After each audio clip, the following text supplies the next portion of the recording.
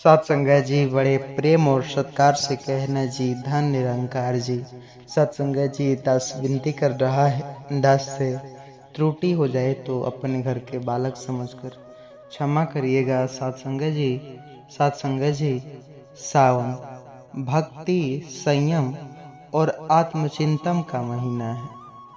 कहते हैं सावन बीतते ही मांस मछली खाना शुरू कर देते हैं लोग। अक्सर आपने भी देखा भी होगा। लेकिन जहाँ भोलेनाथ की पूजा करते हैं, सात्विकता अपनाते हैं, वहीं कुछ लोग पूरे महीने अपने अंदर के व्रतधारी को जैसे तैसे रोक कर रखते हैं और सावन खत्म होते ही पहला काम करते हैं मुर्गा या मांस खाना। आपने भी देखा होगा, जब सावन समाप्त होता है तो मुर्गे की दुकान पर जिस प्रकार किसी मीठे या फिर बोले तो किसी चीनी पर मक्खियाँ भिनभिना पड़ती हैं, उसी प्रकार मुर्गे या मांस की दुकानें पर उस प्रकार टूट पड़ते हैं लोग। लेकिन क्या आपने कभी सोचा है कि इस जल्दबाजी का क्या परिणाम हो सकता है? क्या यह सिर्फ एक स्वाद या इसके पीछे कोई गहरा आध्यात्मिक जो संकेत छिपा है? आज हम आपको एक ऐसी सच्ची घटना सुनाने जा रहे हैं जो गोरखपुर के एक छोटे से गांव में घटी, जहां आदमी ने सावन खत्म होते ही मुर्गा खाने की एक हड़बड़ी की। उसके बाद जो हुआ पूरे गांव के लिए चेतावनी बन गया। यह कहानी हर इंसान को जरूर सुनना चाहिए। सत्संग जी, संयम और समय के समान निरंकारी विचारधारा और मानव जीवन के विवेक पर आधारित इस कथा को सुनकर आप सोचने पर मजबूर हो जाएंगे। क्या यह हर स्वाद का समय होता है और क्या गलत समय पर किया गया सही काम भी विनाश ला सकता है? तो प्लीज़ वीडियो को पूरा अवश्य देखिएगा। चैनल पर नए होंगे सब्सक्राइब करिएगा। आइए बिना आपका कीमती समय नष्ट न करते हुए कहानी की ओर आगे बढ़ते हैं। गोरखपुर जिले के बेलघाट गांव में ललन यादव नाम का एक आदमी रहता था। खेती बाड़ी करता था, साथ में अपने शौक भी जमकर पूरे करता था, खासकर मुर्गा खाने का। सप्ताह में 2 बार बिना मांस खाए मन नहीं लगता था उसका। लेकिन सावन के महीने में उसकी पत्नी श्यामा और उसे मांस से दूर रखने की कहती थी। माँ कहती, बेटा ये भोलेनाथ का महीना, संयम रख। श्यामा कहती, अरे 30 दिन की तो बात है, फिर खा लेना। कम से कम बच्चों को यही सिखा दे कि कोई मर्यादा होती है। ललन हमेशा मुस्कुराकर कहता, ठीक है, जब सावन खत्म होगा तब खाऊंगा, लेकिन पहले दिन ही खाऊंगा। मुर्गा खुद दौड़कर आएगा तब। ये उसकी जिद बन गई थी। सावन खत्म नहीं हुआ तभी, पर मुर्गा चढ़ना चाहिए। 30 अगस्त 2025 की रात, सावन का आखिरी दिन। रात को ललन को एक अजीब सपना आता है। सपने में एक त्रिशूलधारी साया उसे घूर रहा होता है। वह साया कहता है, तेरे अंदर संयम नहीं है। जो स्वाद के पीछे भागे वो जीवन से भाग जाते हैं। संभल जा, नहीं तो स्वाद ही श्राप बन जाएगा। ललन पसीने से होकर उठा, लेकिन अगली सुबह उठते ही उसने सपना भुला दिया। गांव में भी भोर जो कि बरेली हुई थी, लोगों ने भोलेनाथ का अंतिम जलाभिषेक किया, अंतिम सोमवार का व्रत तोड़ा और ललन वह सुबह 6 बजे बाजार से मुर्गा लेकर आया पत्नी के लिए। पत्नी ने रोका, अरे कम से कम एक दिन और ठहर जा, मन को शुद्ध कर, निरंकारी सत्संग चल, वहाँ सत्संग सुन। ललन बोला, तुम्हारे सत्संग में स्वाद मिलेगा। भूख मुझसे नहीं देखी जाती। श्यामा की आंखों में आंसू आ गए। जैसे ही उसने कढ़ाई चढ़ाई और मुर्गा फ्राई करने लगा, उसी वक्त किचन में रखे सिलेंडर में आग पकड़ी। धमाका हुआ, पूरे घर धुएं से भर उठा। ललन का दायां हाथ झुलस गया। गांव वाले दौड़े। किसी ने कहा, अरे अभी तो मंदिर से लौटे हैं सब, और इसने तवे पर मुर्गा चढ़ाया था। दूसरे ने कहा, किसी का श्राप है ये, या तो संयम जो रखना समय का अपमान हुआ है, या भावनाओं का। श्यामा उसी शाम गांव के सत्संग भवन पहुंची। वहां दिल्ली से आए निरंकारी प्रचारक जो उनसे कहा, सावन केवल परहेज नहीं, आत्मनियंत्रण की साधना है। इसका अंत भी संयम से करे। जो संयम को तिरस्कार मानता है, उसका प्रबंध भी उसे झकझोर देता है। श्यामा रो पड़ी। उसने वचन लिया, अब घर के संयम का स्थान स्वाद से ऊंचा होगा। ललन की हालत सुधरने की बजाय बिगड़ती चली गई। झुलसा हाथ अब संक्रमण में फैल गया। अस्पताल में एडमिट होना पड़ा। इलाज का कर्ज बढ़ा। बड़े बेटे की नौकरी की बात पक्की थी, लेकिन एक्सीडेंट में इंटरव्यू छूट गई। अब ललन समझने लगा, क्या सच में मैंने जल्दबाजी में सब गंवा बैठा। सावन ने, उसकी बहन सरिता ने राखी भेजी थी, लेकिन ललन ने राखी के साथ मांस न खाने की विनती की थी, जिस पर हंसकर जवाब भेजा था, तेरा राखी तेरा काम, मुर्गा मेरा काम। अब उसी बहन का पत्र आया, भैया 1 महीना ईश्वर को दो, बाकी 11 तुम्हारे हैं, पर तूने सावन को खून में धो दिया। अब मुर्गा नहीं, तू खुद जल रहा है। ललन की आंखों से आंसू बह रहे थे। ललन को आईसीयू में भर्ती किया गया। उसी दौरान गांव के निरंकारी संतों ने अस्पताल में कीर्तन किया। श्यामा ने सतगुरु माता से प्रार्थना की, हे सतगुरु, मेरे पति को बचा लीजिए, अब वह बदलना चाहता है। अगली सुबह डॉक्टर ने, किस्मत से कहिए चमत्कार हुआ, संक्रमण रुक गया। श्यामा हंसी, नहीं रो पड़ी। अस्पताल से लौटते ही ललन ने पहला काम किया, घर में पूजा स्थान को साफ, और वहाँ एक बोर्ड लगाया, स्वाद से बढ़कर संयम है, सतगुरु से बड़ा कोई नहीं।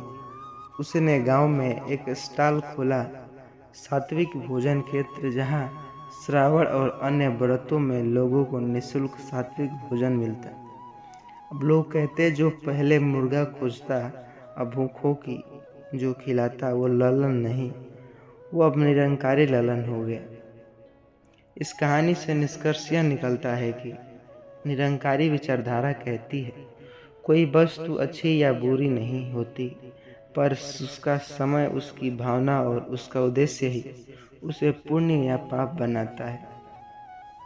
मुर्गा खाना कोई पाप नहीं, लेकिन संयम तोड़ना, श्रद्धा का अपमान और समय के संकेत को नज़रअंदाज करना, यही विनाश की जड़ बनता है।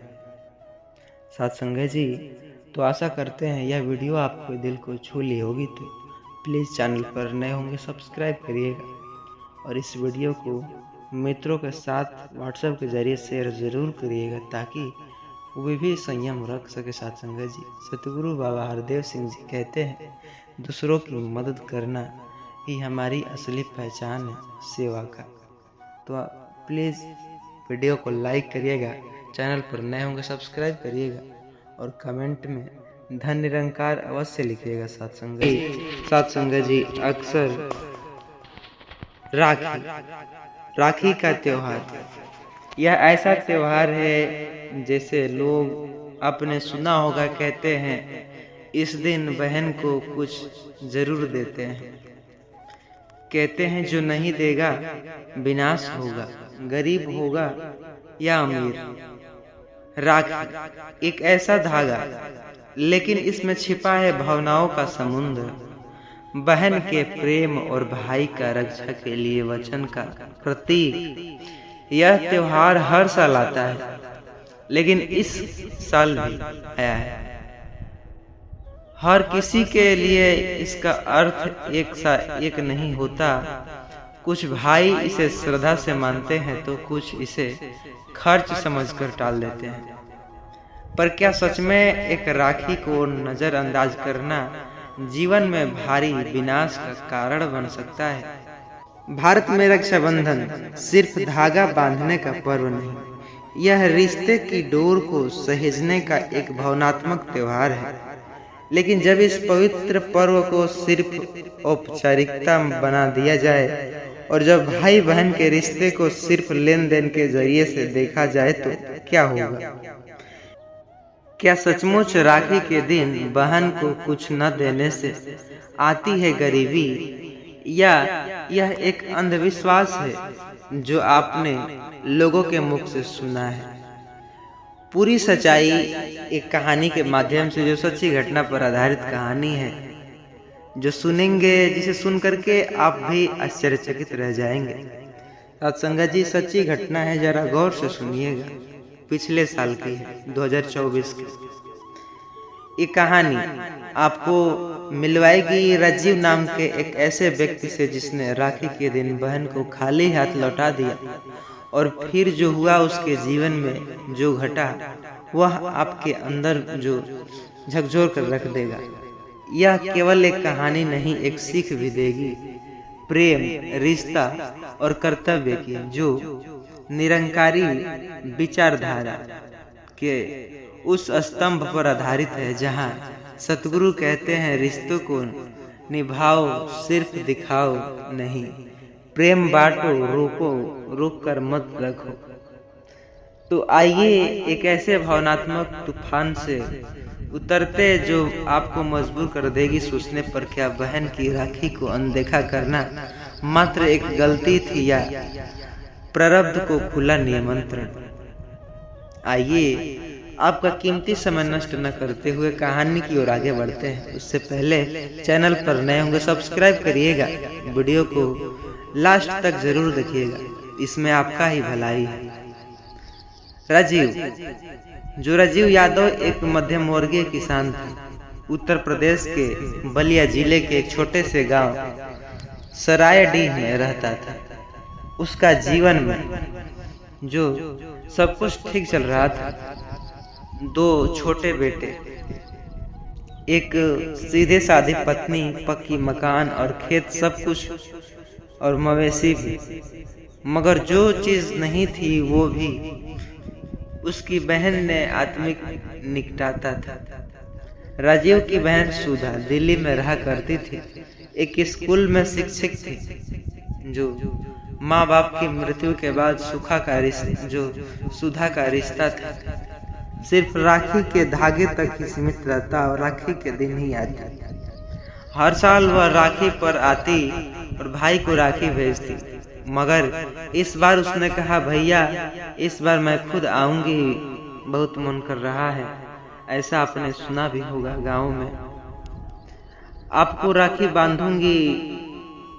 राजीव ने हंसते हुए कहा, आ जा बहन, लेकिन ये मत सोचना कि कोई बड़ा तोहफा मिलेगा। खेती का हाल तो जानती ही है। सुधा मुस्कुराई, भैया मुझे तोहफे से मतलब नहीं, बस आपसे आपके माथे पर तिलक लगाने आऊंगी। पर अंदर ही अंदर राजीव को ये पसंद नहीं आया। उसे लगा शहर में रहने वाली बहन अब भावनात्मक ड्रामा कर रही हो कुछ लेने के लिए, और आएगी 2 दिन खाएगी और जाते जाते खर्चा भी करा जाएगी। और यही सोच से शुरू हुआ उस दिन का विनाश कर्म। यह वीडियो हर इंसान के लिए बहुत ही ज्यादा इम्पोर्टेंट है, जरा गौर से सुनिएगा, चाहे वह निरंकारी हो या न हो। यहीं से शुरू हुआ उसकी दिन का विनाश कर्म। 1 अगस्त 2024 रक्षाबंधन का शुभ दिन आया। सुधा सुबह सुबह पहुंच गई गांव। हाथों में मिठाई, राखी की थाली और आंखों में बचपन की चमक।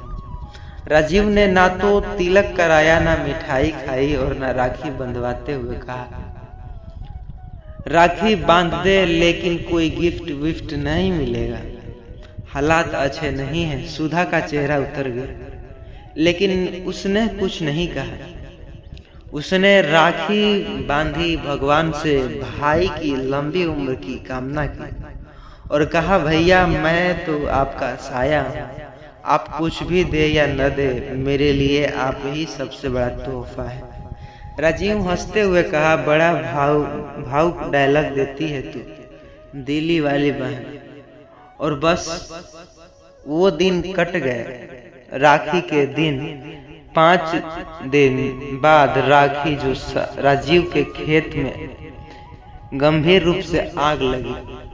अचानक किसी को समझ नहीं आया कि कैसे हुआ। पूरी फसल जलकर राख हो गई। नुकसान करीबन 1.5 लाख का और टोटल खर्चा कुल ले दे करके 8 लाख का नुकसान था।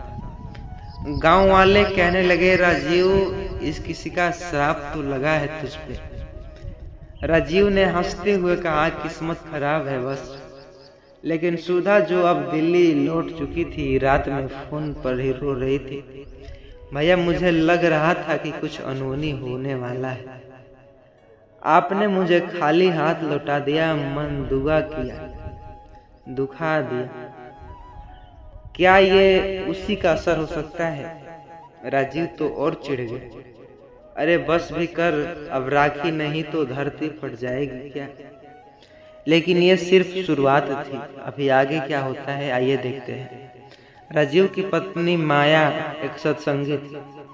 वो हर रविवार सत्संग करती, गांव में भजन करती, अगले सत्संग में मिशन में भी जाती और कहती, भाइयों और बहनों, बहन को रिश्ता वो है जो जन्म जन्मांतर तक होता है। यदि कोई बहन विश्वास से राखी बांधती है और उसका भाई उसे अपमानित करता है, उसका दिल दुखाता है, तो केवल बहन नहीं, ब्रह्मा विष्णु महेश तक उनके कर्मों को देख रहे हैं सत्संगा जी।